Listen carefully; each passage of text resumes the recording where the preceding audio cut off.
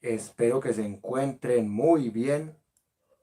Hoy tenemos una sesión más de nuestro espacio de historia de Colombia. Hoy quiero hablar de un hecho del presente que se relaciona con un hecho de nuestro pasado y que esperemos que no tenga presente el mismo desenlace. Estoy hablando del escándalo que está enfrentando Nicolás Petro, el hijo mayor del presidente Gustavo Petro en la República de Colombia. Ya en el año de 1945, el presidente liberal Alfonso López Pumarejo renunció a la presidencia y fue lamentable porque estaba haciendo unas reformas muy importantes para el país, sobre todo en el ámbito laboral, pero lamentablemente los escándalos de su hijo hicieron que renunciara. Y obviamente la historia no se repite. La historia tiene diferentes analogías y acá solamente estamos haciendo la analogía en que si se logra comprobar la responsabilidad de Nicolás Petro, estaríamos hablando de otro hijo que lamentablemente está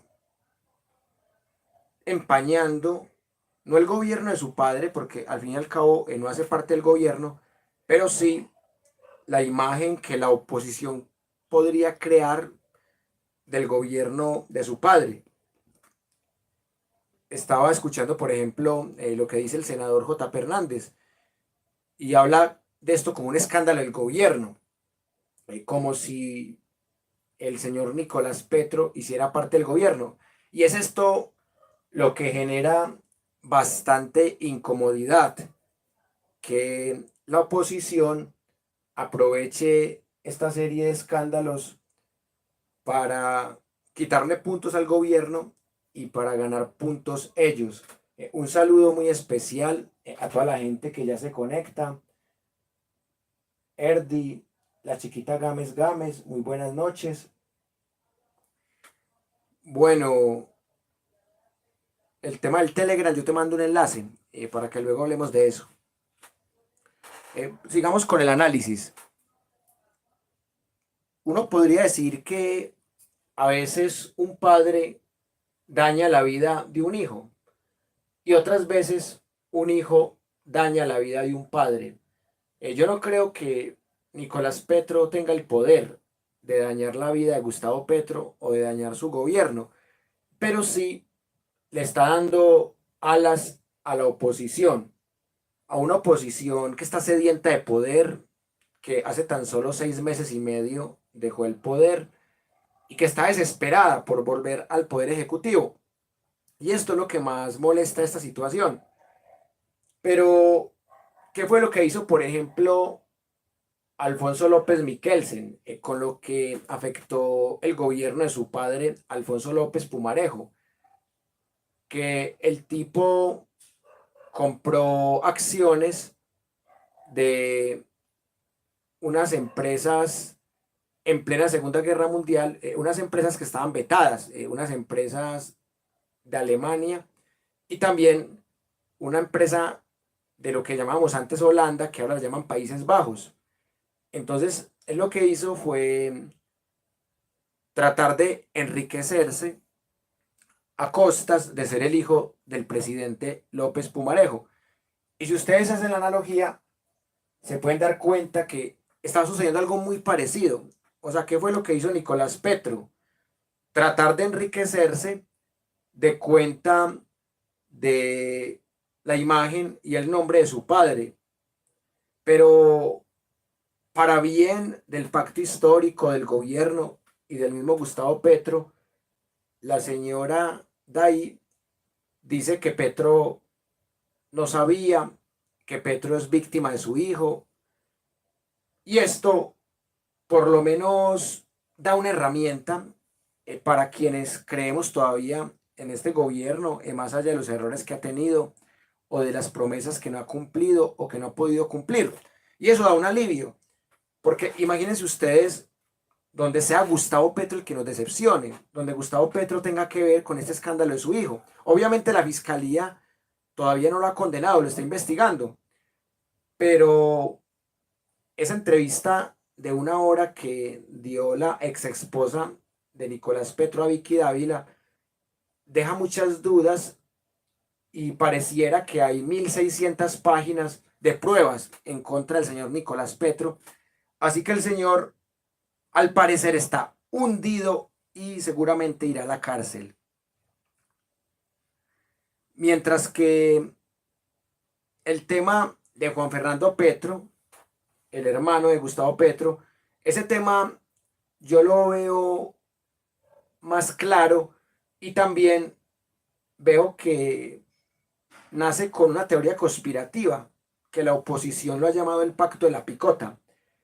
Y sobre eso no existen esas pruebas contundentes, es más como una teoría conspirativa. Entonces, lo que yo estoy viendo acá es que el hermano de Gustavo Petro probablemente va a salir bien librado y el hijo mayor, Nicolás Petro, parece ser que va a salir muy mal librado y allí no podría decírsele algo a la fiscalía uribista que tenemos porque ellos deben hacer cumplir esa ley y es claramente que el señor Petro Nicolás muy seguramente está incurriendo en el delito de enriquecimiento ilícito, entre otros.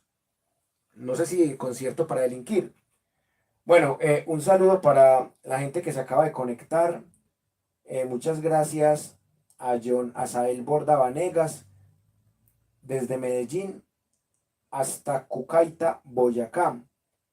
Qué bueno que nos acompañe alguien que sea concejal actual de la Colombia Humana Unión Patriótica. Siempre bienvenido a nuestro proyecto. Y por eso yo siempre les he dicho acá que la historia de Colombia hay que pensarla para el presente. Y sabemos que varios hijos de expresidentes también han sido investigados. Así que eso no sería la novedad. Acá el tema es el rigor probatorio que aún no podemos comparar porque este caso apenas se está estudiando, se está investigando por parte de la Fiscalía General de la Nación y hay que esperar, pero sí veo muy remota la posibilidad de que salga libre de todo esto el señor Nicolás Petro. Bueno, y sobre el tema de López Miquelsen y López Pumarejo, el problema fue que López Miquelsen estaba metido en actos de corrupción, también aprovechándose de que era hijo del presidente, y lo más risible fue que el señor López Pumarejo estaba haciendo unas reformas muy buenas, su hijo las empañó y luego su hijo fue presidente. O sea, eso muestra que este país pareciera tener casi siempre muy poca memoria histórica. O sea, un tipo que fue corrupto y que empañó la parte final del gobierno de su padre, lo hizo renunciar a un gobierno que está haciendo cosas buenas por la clase trabajadora, luego termina siendo presidente entre 1974 y 1978 y como presidente sigue siendo escandaloso y nefasto. Por eso digo yo que nuestro país necesita memoria histórica. Muy buenas noches para Edwin Rivera, también para Marta Lucía Botache Duque. Qué bueno que te parezca interesante. Me haces una pregunta. ¿Cuáles son los verdaderos candidatos alternativos para la alcaldía de Medellín? Sería bueno tener tu opinión. Muchas gracias. Supuestamente sería Upegui y Andre. Andre como la fórmula de la continuidad y Upegui también, supuestamente en el papel. Porque para mí el señor Gilberto Tobón ya está más entregado a lo tradicional, así diga que no tiene que ver con el uribismo. de cierta manera Uribe ya le dio el aval. Rodolfo Correa es más uribista que Uribe. Entonces, yo veo esas dos opciones como, entre comillas, alternativas, pero sabemos que la alcaldía de Daniel Quintero pues tiene también temas por esclarecer y también tiene investigaciones en contra que están pendientes. Así que el escenario se ve muy complejo en Medellín, tanto así que yo por ahora estoy pensando en votar en blanco.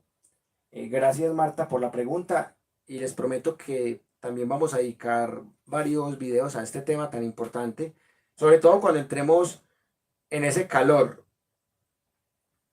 Bueno, volviendo al tema de cómo un hijo puede perjudicar al padre y de cómo el padre actúa. Cuando investigaron a los dos hijos de Álvaro Uribe Vélez, Uribe mostró una posición más defensiva y eso muestra un carácter diferente. Yo al señor Gustavo Petro lo veo con una postura de respeto a la justicia, de respeto a sus principios éticos, por encima de su amor como padre, y también veo un respeto a la separación de poderes. Algo muy importante, porque a un delfín siempre lo van a investigar, sea de izquierda, sea de derecha, sea de centro. A un delfín, a un hijo de presidente siempre lo van a investigar y es normal.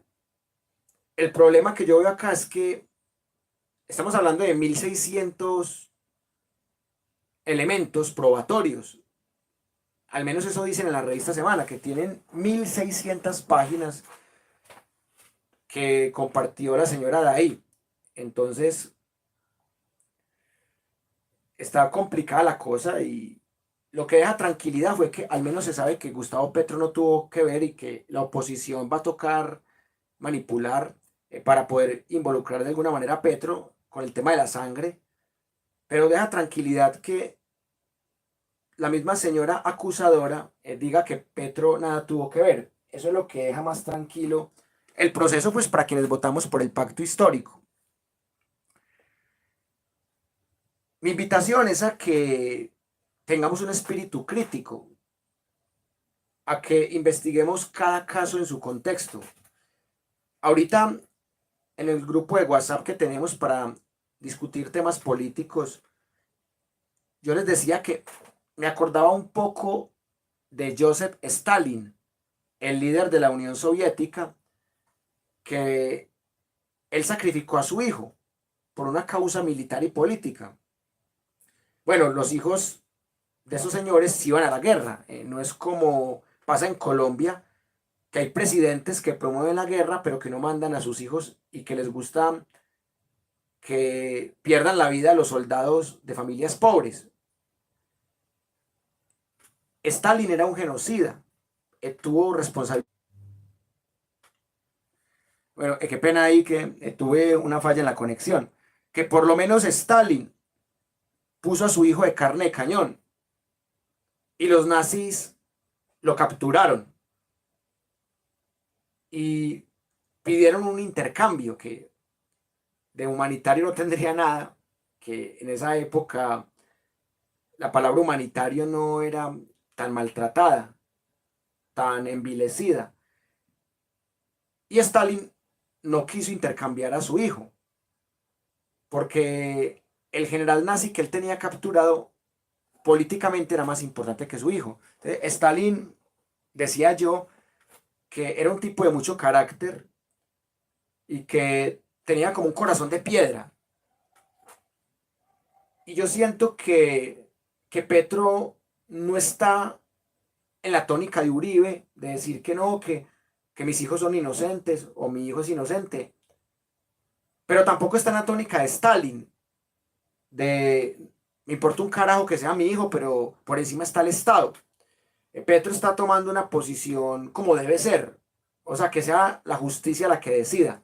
Y si tiene que pagar cárcel, que pague cárcel. Y si se quiere enriquecer ilícitamente, que pague.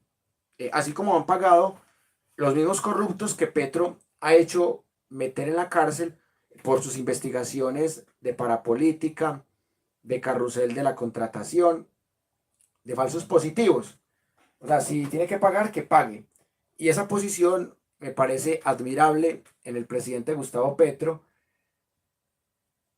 Y no faltará el uribista o el antipetro que pida que Petro renuncie, así como renunció López Pumarejo por los escándalos de López Miquelsen. Pero la historia no tiene por qué repetirse. Y si Petro no tuvo que ver, no tiene por qué renunciar. Un saludo para Elsa Ballesteros. Creo que por aquí llega con dos comentarios muy interesantes. En nada nos va a cambiar nuestro apoyo hacia Petro, totalmente de acuerdo. Pero a la exmujer de Nicolás también la deben investigar, porque ella es cómplice, vino a abrir la jeta por despechada.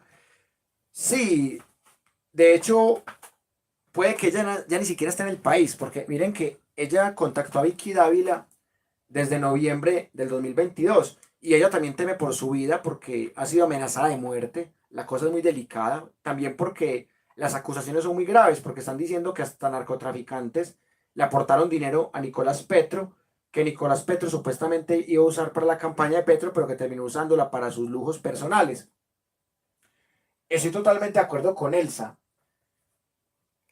Definitivamente a esta señora también la pueden terminar investigando y hasta judicializando. Y de todos modos, ella puede excusarse en que tenía miedo, en que ella no habla con despecho sino con pruebas, pero a veces, como decían los romanos, la ley es dura, pero es la ley. Bueno, antes de llegar al momento de las conclusiones, quiero invitar a la gente que nos está viendo en este momento a que apoyen este proyecto, a que se suscriban también al canal de respaldo que tenemos, que se llama Wilmer Alberto Zuleta López. Si bien es cierto, este proyecto lo empezamos hace casi 6 años, el 31 de julio cumplimos 6 años, empezamos en Facebook y llevamos 2 años en este canal de YouTube, pero por unas amenazas de ataques cibernéticos empecé a usar el canal de respaldo de Wilmer Alberto Zuleta López. El canal personal de YouTube lo empecé a usar como respaldo de la Universidad Nómada para que también se suscriban ahí porque de pronto los hackers o los crackers logran su objetivo y nos tumban este canal, así que es para ir recuperando en tal caso los suscriptores. Entonces me encantaría que se suscriban al canal de Wilmer Alberto Zuleta López. Ahí estamos montando también videos todos los días. Que le den like y que sigan la página de Facebook de la Universidad Nómada, educación superior gratuita. Ahí también montamos algunos videos. Ahí está mi número de WhatsApp para la gente que se quiera unir a nuestra comunidad. Ya tenemos 3 filiales.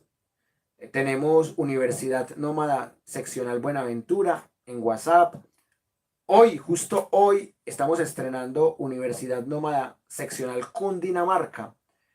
Y la primera fue Universidad Nómada Medellín, que esa sí ya lleva varios añitos. Esa la empezamos en marzo del 2020, en pleno inicio de pandemia. Y la idea es seguirnos regando por toda Colombia y por todo el mundo. Que exista Universidad Nómada Barranquilla, Universidad Nómada Cali, por decir cualquier ejemplo, o Valle del Cauca, porque sea por departamento, Atlántico, Universidad Nómada Argentina, que para la gente que vive, por ejemplo, en ese país, Universidad Nómada de Estados Unidos, España, México, que son los países que más nos ven según las estadísticas de YouTube.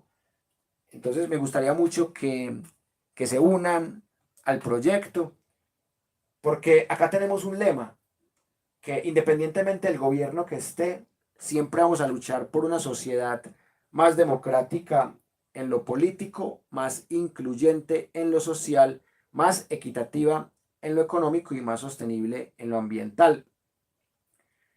Bueno, hemos llegado al momento de las conclusiones, pero por acá veo que llega un comentario más de Elsa, llega otro comentario de Dayan tú dirán, bueno, Universidad Nómada Sincelejo Sucre, sería muy rico armar el grupo de WhatsApp. Bueno, esa es una pregunta muy interesante. ¿Y qué pasaría con Arias la madrina, la mamá de Duque? Sí, es que hay muchas cosas que están todavía como ahí, en veremos. Muchas gracias por tu aporte, Marta Lucía. Lo que más me ha gustado y lo que menos de la administración de Daniel Quintero. Lo que más me ha gustado ha sido el aporte tecnológico, porque no se puede negar que Medellín sí tiene elementos de Valle del Software. Ha habido muy buen apoyo para la juventud. El tema de Buen Comienzo aumentó la cobertura. El escándalo que hay por el tema de Buen Comienzo no se ha podido demostrar. Parece ser un invento de opositores de Daniel Quintero. Eso ha sido lo que más me ha gustado. Y lo que menos, que Daniel Quintero metió el SMAT en la Universidad de Antioquia. Si bien es cierto, él en campaña había dicho que sí lo metería, mucha gente no supo de eso, pero no es porque haya dicho o no haya dicho en campaña, sino que yo considero que ahí fue bastante autoritario cuando él metió el SMAT en la Universidad de Antioquia.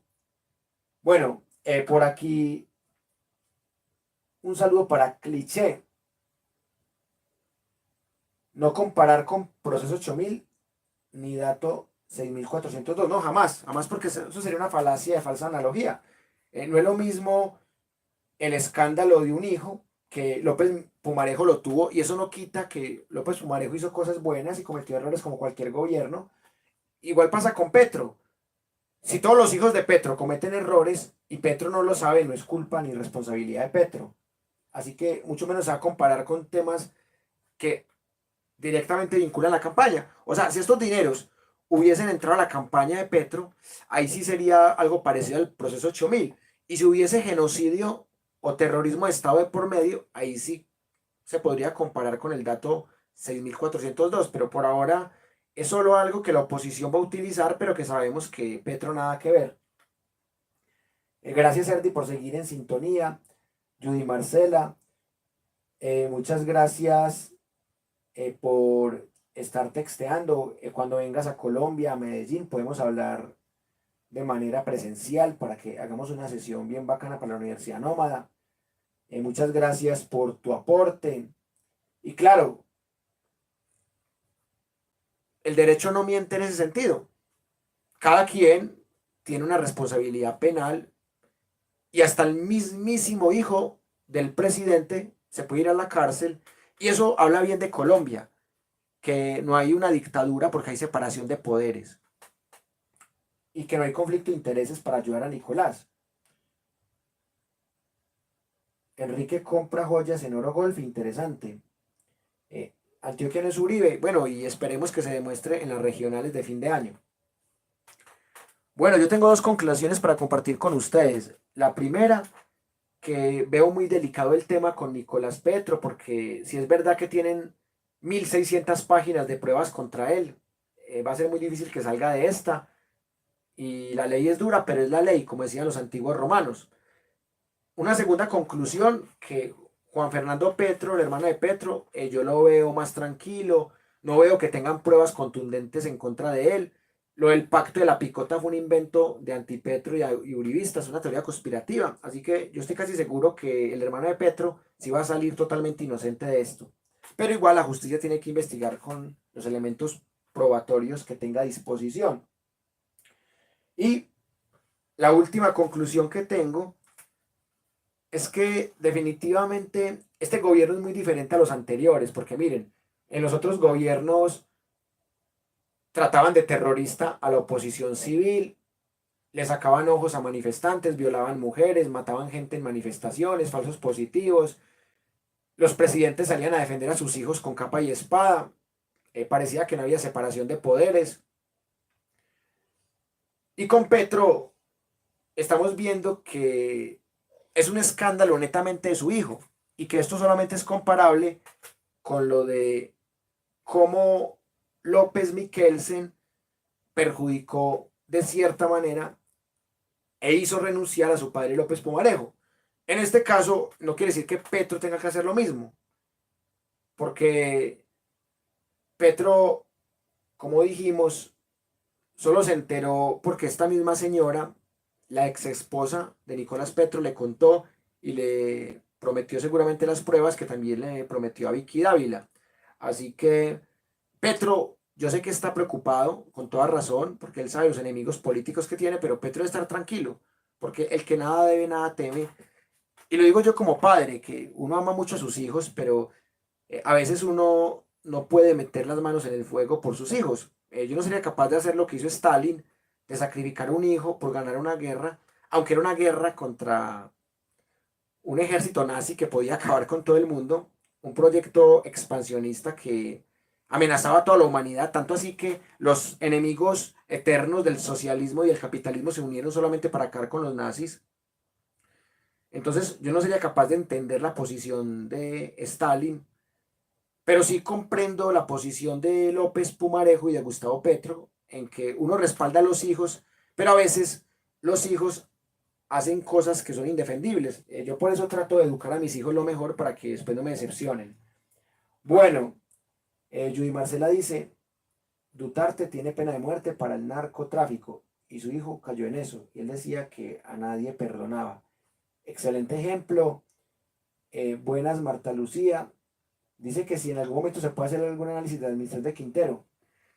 Sí, de hecho ya hicimos uno cuando lo destituyeron de manera, bueno, lo suspendieron, nunca lo destituyeron, cuando lo suspendieron de manera arbitraria desde la Procuraduría General de la Nación de Cabello. Pero cuando se cumpla el periodo de 4 años de Quintero, vamos a hacer un análisis riguroso de lo que fue su administración, claro que sí. Cliché, así es, yo tuve la oportunidad de ver la entrevista al hermano de Petro y la verdad me pareció muy convincente, tan convincente como me parece la ex esposa de Nicolás Petro. Yo siento que el hermano de Petro sí tiene todas las de ganar, el hijo no. Muy buen programa ese de la entrevista al hermano de Petro. Bueno, muchas gracias a la gente que nos acompañó. Me encanta que se suscriban a este canal, al de Wilmer Alberto Zuleta López. Ya saben cómo me encuentran en WhatsApp. Mi WhatsApp está en la página de la Universidad Nómada, 2 puntos, Educación Superior Gratuita en Facebook. También me pueden escribir al correo wazuleta@gmail.com. Ahí me pueden compartir sus datos para agregarles a nuestros grupos. Ya tenemos 3 seccionales, la de Buenaventura, la de Cundinamarca y la primigenia que fue en Medellín. Muchas gracias, Marta, por las preguntas, por los aportes, para Cliché también, para Judy Marcela, para Elsa Ballesteros, para Enrique Arango, ojalá venda y compre bastantes joyas de oro golfi. Gracias a Erdi, a Dayan Tuirán, a Marlene Quiseno, a Fernando Valencia, a Edwin Rivera, a Jonasael Borda Vanegas, a la chiquita Gámez Gámez y a la gente que nos ve en silencio, a la gente que nos va a ver en diferido. Mañana tenemos un súper especial en la clase de Pensar la Historia. Vamos a hablar de todos los precedentes de la Segunda Guerra Mundial y de lo que estaba pasando en Colombia. Así que hablaremos de Miguel Abadía Méndez, porque es un presidente en la masacre de las bananeras, de la hegemonía liberal con Enrique Olaya Herrera, con los 2 gobiernos de López Pumarejo, el gobierno de Eduardo Santos, y cómo fue el papel de Colombia en esa Segunda Guerra Mundial. Y vamos a dar bastantes detalles, así que esperen esta clase de mañana de Pensar la Historia y vamos a darle con todo el rigor. Nos veremos mañana con más contenido. Les deseo una feliz noche y no olviden suscribirse a Wilmer Alberto Zuleta López, nuestro canal de respaldo, porque ahí pues montaremos los videos más calientes que de pronto aquí nos da miedo montar, porque este canal es el que nos tienen más vigilado, porque tiene más suscriptores y porque ha recibido más faltas. Entonces los videos más polémicos los vamos a montar solamente en Wilmer Alberto Zuleta López, así que suscríbanse ahí. Muchas gracias por la compañía. Por aquí veo que llegaron los últimos comentarios. Vamos a mirar qué dicen para que nos despidamos por esta noche de domingo. Dice Elsa, qué felicidad para los uribistas sacar a Petro y poner a Polo Polo el presidente. Está bueno el chiste. Judy Marcela, un abrazo. en Telegram. Bueno, yo casi no uso Telegram, pero voy a tratar de meterme para que hablemos también por ahí. Yo casi no uso yo tengo Universidad Nómada en Telegram y también tengo Signal, pero casi no utilizo eso porque la verdad son grupos muy poco activos. Entonces hay que recuperar esas redes. Bueno, les envío un abrazo muy grande y nos vemos mañana. Hasta pronto.